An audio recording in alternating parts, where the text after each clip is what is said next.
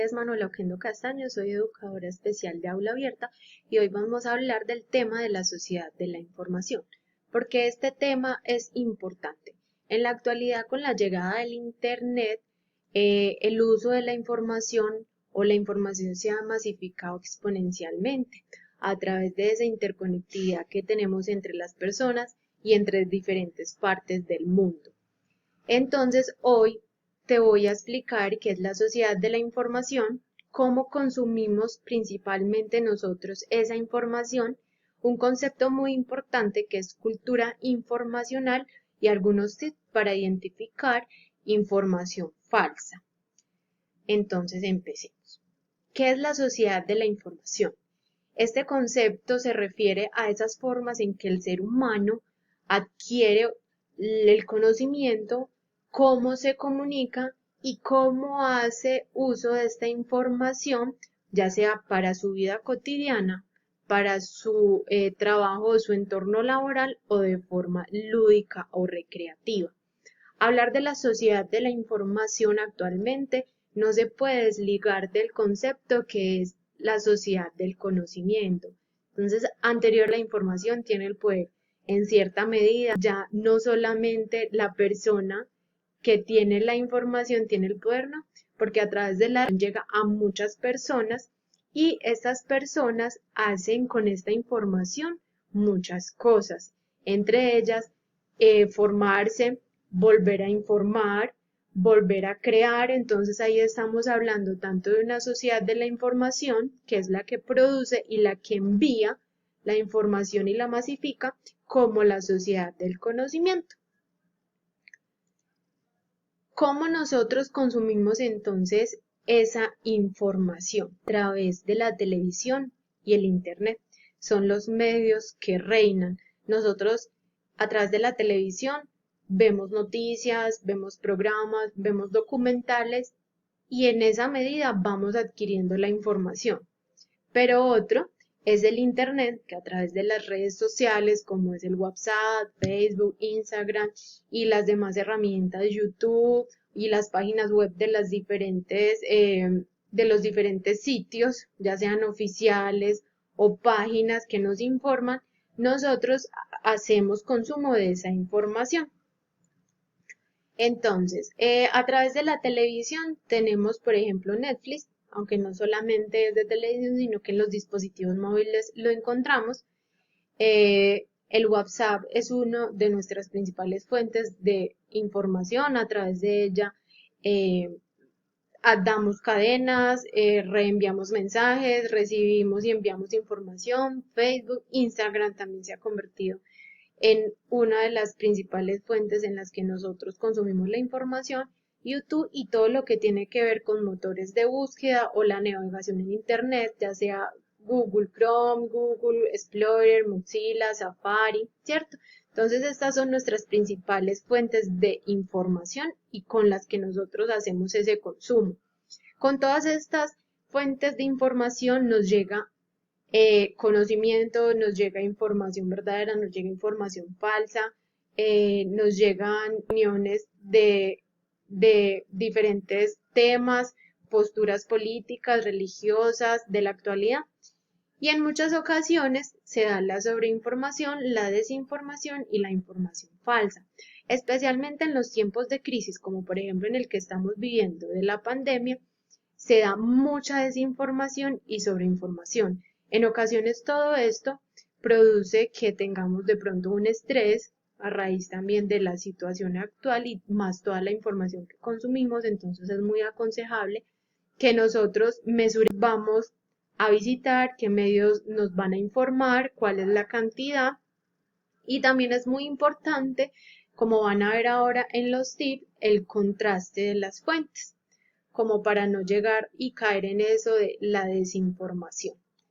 Entonces, en todo lo que tiene que ver como en el Internet y en la navegación, existen diferentes conceptos que regulan como el buen vivir en el Internet o en la navegación, así como en la vida cotidiana tenemos las normas de convivencia, tenemos las normas de etiqueta en el Internet tenemos las netiquetas, que es todos esos hábitos o esas conductas que en un ciberespacio tenemos para ser educados, ¿cierto? Y tenemos también entonces, a raíz de este tema, la cultura informacional, que son todas esas habilidades que un individuo o un grupo desarrollan para mejorar en lo posible el uso de la información. No solamente entonces estamos hablando de un individuo, sino por ejemplo cuando tenemos grupos, ya sea de WhatsApp o de Facebook, tenemos que ser muy cuidadosos con la información que emitimos, con la que reemitimos, o sea, reenviamos y con la que usamos. Aquí también entonces nos define Cornella que es la habilidad de entender y emplear la información, en este caso no es solamente impresa, sino que es digital en las actividades diarias, en el hogar, en el trabajo, en el campo social, recreativo, con la finalidad de cumplir los objetivos de uno y desarrollar el conocimiento y potenciar el propio. Entonces ahí viene otra vez lo que es la sociedad del conocimiento. Entonces yo como esa información que estoy adquiriendo la aplico en mi contexto, ya sea de forma individual o cómo puedo aportar de tal forma que pueda mejorar el desarrollo de mi entorno, ¿cierto? Entonces, a raíz pues de toda esta interconectividad, hay gente que no tiene cultura informacional y lo que nos hace es mandar información falsa o lo que se conoce como bulos. A continuación, entonces, vamos a ver algunos tips para identificar la información falsa, especialmente en WhatsApp y en esas cadenas que se dan, porque es uno de los medios por los cuales mantenemos mayor comunicación, ya sea con nuestros amigos, con nuestros compañeros, con nuestros jefes, con nuestra familia. Entonces es muy importante tener tips para cuando ustedes consuman la información. Vamos a empezar entonces de esto tan bueno, no dan tanto. Este tip es muy importante, no creer y no tener esa ingenuidad total. Entonces la información falsa está hecha para despertar tus emociones. Entonces cuando llega un anuncio, el ideal de esa información es entrar primero a la emocionalidad antes de la racionalidad. No, por eso, si el mensaje llegó a tus emociones primero que a tu cerebro, investiga lo que dice la cadena.